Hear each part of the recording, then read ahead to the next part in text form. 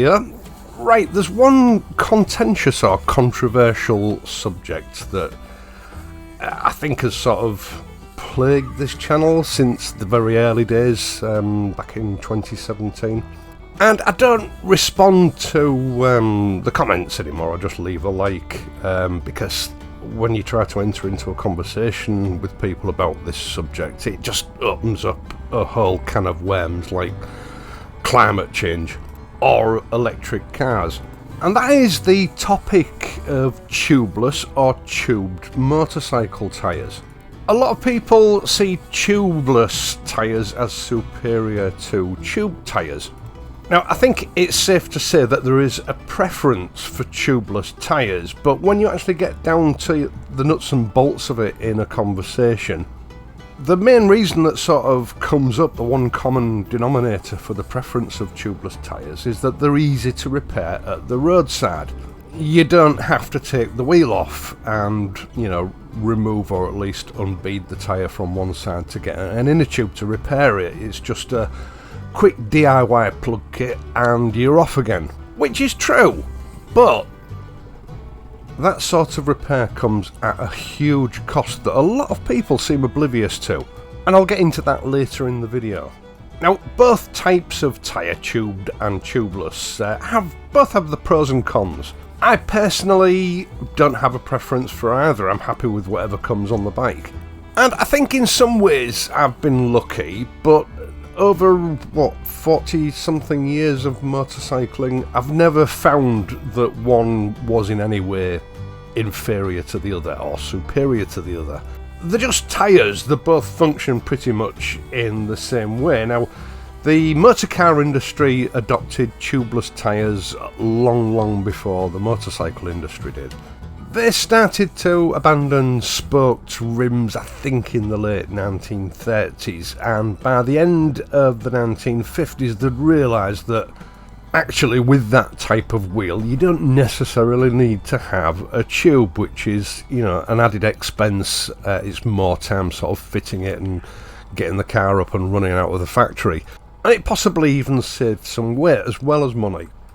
Now, the problem for motorcycles was that, a welded steel construction wheel isn't very practical. It'd be too large, too heavy, and a spoked steel rim construction was still king as far as motorcycles were concerned, until around about the late 1970s, when cast alloy wheels started to come onto the scene. And of course, that kind of construction allows you to go tubeless, providing you have the right specification and technology of tyres. Now, generally speaking, these days you tend to see tubeless tyres on heavier, sort of more performance-orientated motorcycles. And generally speaking, you'll see tubeless tyres on alloy wheels. Now, it's more difficult to seal a spoked wheel. It's not impossible, some manufacturers do it, but it is more difficult, because obviously the rim itself is full of little holes where the spoke go in. So even if you manage to seal it up, there are a lot of opportunities for air to escape through those holes. So with some exceptions, a spoked wheel will generally be a tubed type tyre, even if it's got a tubeless tyre on it, which I know confuses issues for some people, because some manufacturers do put tubeless tyres on the back, but actually it's a tubed wheel. I mean, just from my experience, I know that BMW and Triumph both do this on quite a regular basis. So I suppose first of all we'll best discuss the pros and cons. What are the pros of a tubeless tyre?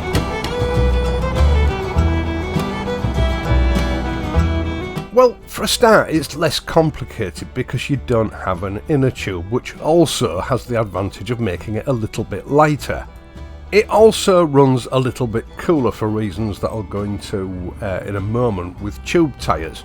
So for a high performance motorcycle running at the limits of its capabilities, it's less likely to sort of fail through overheating.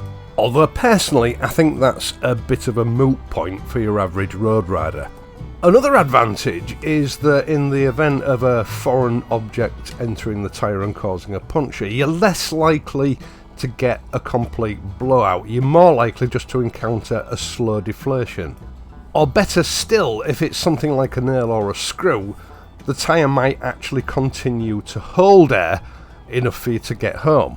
But there are also cons with a tubeless tyre. They have to be a little bit stiffer, because the tyre itself doesn't rely on a tube to maintain its structural stability. It has to do it on its own. Which means that a tubeless tyre isn't particularly well suited to rough roads. Ideally, they're designed for reasonably well-made roads with good quality tarmac. And they're not considered particularly well suited to off-road riding. As I said, the easiest and cheapest way to make a tubeless wheel is to cast it from some sort of alloy, which isn't particularly flexible and is prone to cracking if it receives any hard knocks, which is why you don't see many off-road machines with cast alloy wheels, because a cracked alloy will undoubtedly result in a flat tyre and a wheel replacement. So, what about tube tyres? What are the advantages and disadvantages? Well, a tube tyre is better suited to off-road riding conditions or bad road conditions.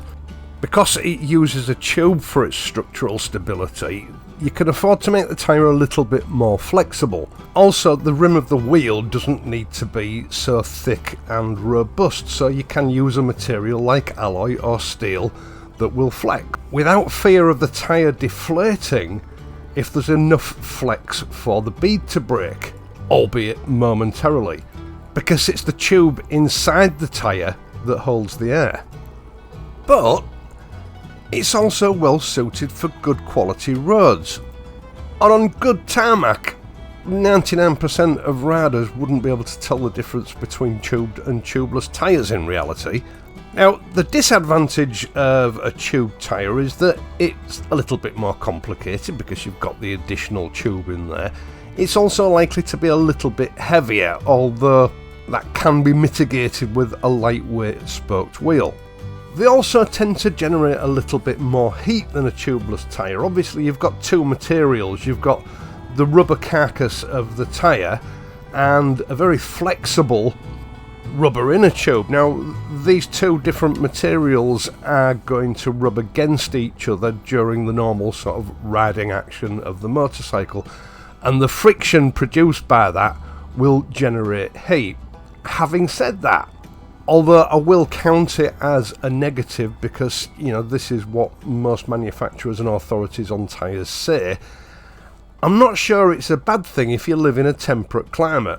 Tyres don't perform at the best until they're up to normal operating temperatures, and in winter, motorcycle tyres rarely meet the normal operating temperatures because it's just too cold. So although it's considered a disadvantage, maybe a little bit more heat generation in colder climates is a good thing with tube tyres. Now, the main disadvantage of a tube tyre is that in the event of a foreign object penetrating the tyre, as I said with the tubeless tyre, something like a nail or a screw, it's more likely to be a quick or even catastrophic deflation. Now, I personally don't know of any instance where this has actually taken place and caused an accident. I don't doubt that it does have the potential for doing that though. And theoretically, a slow puncture is less likely with a tube tyre. So now let's get on to the subject of roadside repairs in the event of a puncture with either of these tyres. Everyone seems to consider the tubeless tyre as the king of roadside repairs. And a tube tyre is a massive headache, which it is, I'm not going to lie. But there's no such thing as a free lunch. Things are not always as they seem. Now, I've been incredibly lucky in 40 odd years of riding a motorcycle. I've had one puncture that I can remember. Now, it was on a tubeless tyre on a GS Adventure. I could hear that, you know, telltale tick tick tick tick tick sound as whatever it was hitting the road as the wheel was rotating.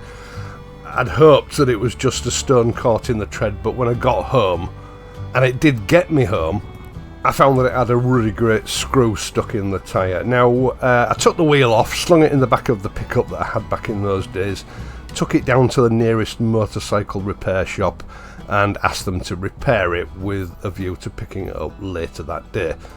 But instead I got a phone call from the repair shop later in the day telling me that it couldn't be repaired because the steel cording had been slightly dislodged, so it would be illegal to repair it. I would need a new tyre, which I think was about £90. Now, having said that, I have changed quite a lot of tubes on bikes. You know, in those times in my life where I was forced to buy second-hand bikes, one of the first things I would do is put new tubes in, because you don't know the history of how many punctures it's had. I think it's okay to patch an inner tube once, but if it gets punctured a second time, really, the tube is compromised and it's sensible to change them. Often, not knowing the history of a second-hand motorcycle when I bought it, I would regularly, or almost always, put new tubes in, and you know, you did unleash some horrors when you took the old tubes out. You know, you could have up to 8 patches on them, which isn't safe. So, you know, I've changed a fair few tubes, and generally speaking, it'll take about half an hour a wheel at home with the right tools and equipment. For a start, if you buy a motorcycle, always make sure that it's got a centre stand. It's easy to remove the rear wheel with a centre stand and replace an inner tube. I wouldn't try to patch it, you know, on the go. The front wheel is a little bit more problematic, although you can get around it if you can find something to chock the front end of the bike up so you can get the wheel off the ground. Not ideal, I know, it's troublesome, but it can be done. And you should always carry a spare set of tubes that don't take up an awful lot of space. Now, obviously, this is a time-consuming disadvantage, but every cloud has a silver lining. By removing at least half of the tyre, you know, slipping it off the bead on one side to get the tube out, you can examine the inside of the tyre to see what the damage is, because although it may only have been a screw or a nail, quite often if you're just repairing the tyre from the outside, you can't see what damage has been caused to the tyre from the inside. And if the wire reinforcement that is built into that tyre has been badly damaged, the tyre is useless, it needs to be replaced.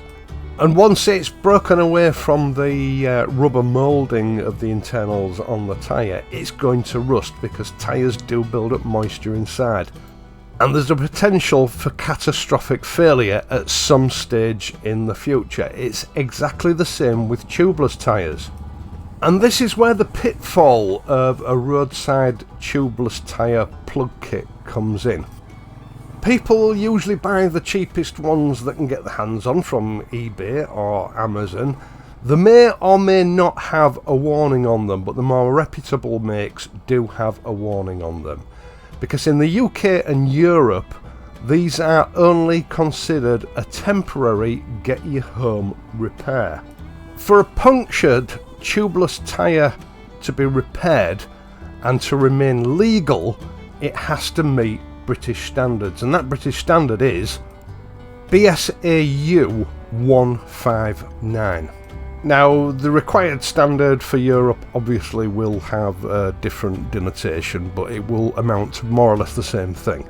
You cannot plug a tubeless tyre on or near the sidewall. The actual puncture itself must be less than 6mm wide, and it must be within 3/4 of the central width of the actual tread.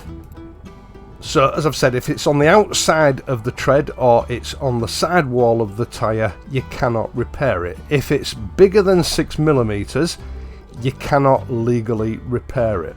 Now, you can, as I say, repair it as an emergency get-you-home measure, but then the tyre has to be professionally seen to and repaired up to British standards if that is possible.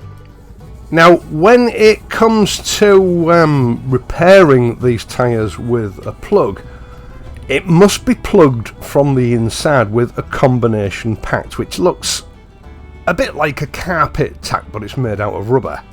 Now, of course, the things that people love about these roadside DIY repair kits is you don't have to take the tyre off, you can repair it from the outside. But that doesn't meet British standards, so unless you change it as soon as you get home, and you must go straight home legally, or go directly to an authorised repairer, your tyre is deemed as not being in a legal condition and you're committing an offence.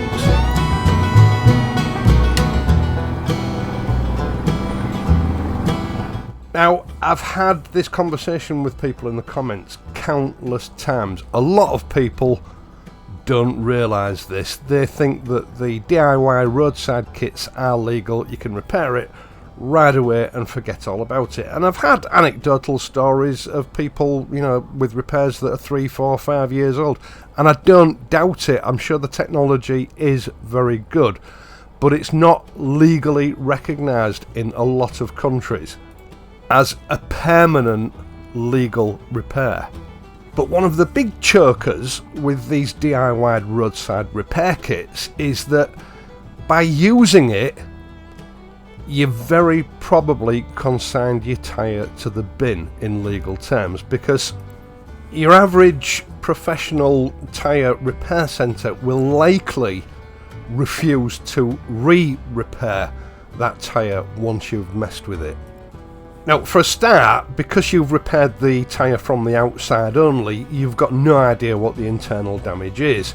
And it may well be that when they take the tyre off, you know, it's not repairable because of the damage that's been caused by the screw, the nail, or whatever it was that punctured the tyre. But re-repairing a repair isn't a very good scenario in any case, and most of them will refuse to even attempt a re-repair for legal reasons. They are responsible for that tyre once it's been repaired and it leaves their repair centre.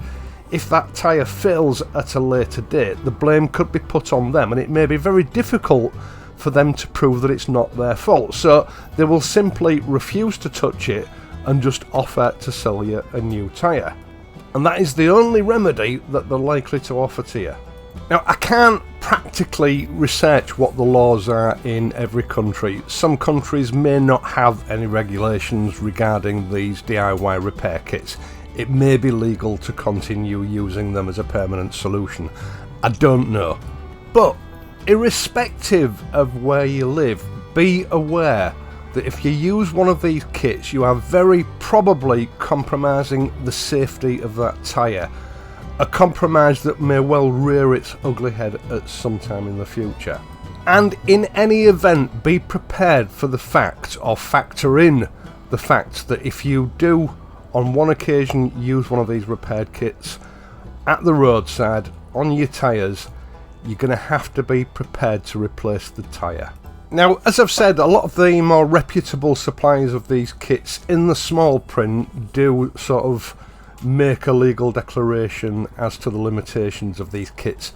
Some of the, shall we say, less reputable companies maybe don't. They're not too fussed about you knowing about it, because that might mean that you won't buy their kit or you'll take it back once you comprehend the realities of its use.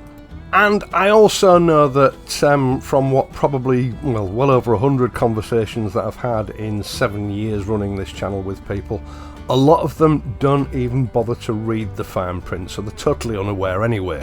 So what I'm trying to say here is, really, when it comes to roadside repairs, a tubeless tyre doesn't have much of an advantage over a tube tyre. I mean, you can carry a spare set of tubes with you, they don't take up much space. And I suppose it's all down to your mechanical know-how and whether you can, you know, carry with you the necessary tools to actually be able to exchange the tubes.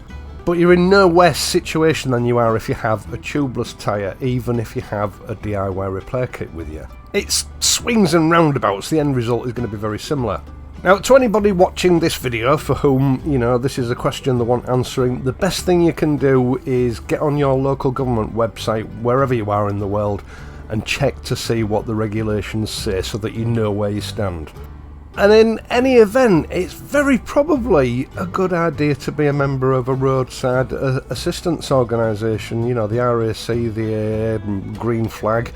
If your motorcycle's still under warranty, I know with the Royal Enfield you've got roadside assistance for 2 years. BMW I think is 2 years, Triumph is a year. And you are generally covered for things like punctures. If you really don't want to mess around with a puncture, and we're all going to get them at some stage, that's probably your best solution. They'll get you to a dealership that can sort that tyre out for you. Now, I ask that you please don't shoot the messenger in the comments section. I'm just relaying the facts to you. It is what it is. There's nothing I can do about it, but you know, this has been an ongoing thing for 7 years with people believing that they can effect a permanent repair to a tubeless tyre at the roadside, and you can't. Once again, thank you so much for taking the time to watch this and my other videos, and in doing so helping to support this channel. I really do appreciate it. I would also appreciate it if you would tickle the algorithm by leaving a like and subscribing to the channel if you're not already a subscriber. Now, you can help me out in other ways via my Patreon page or via the super thanks button down below. Either way is much appreciated. I am of course going to be back on Friday, so until then, please ride safely and I'll see you soon.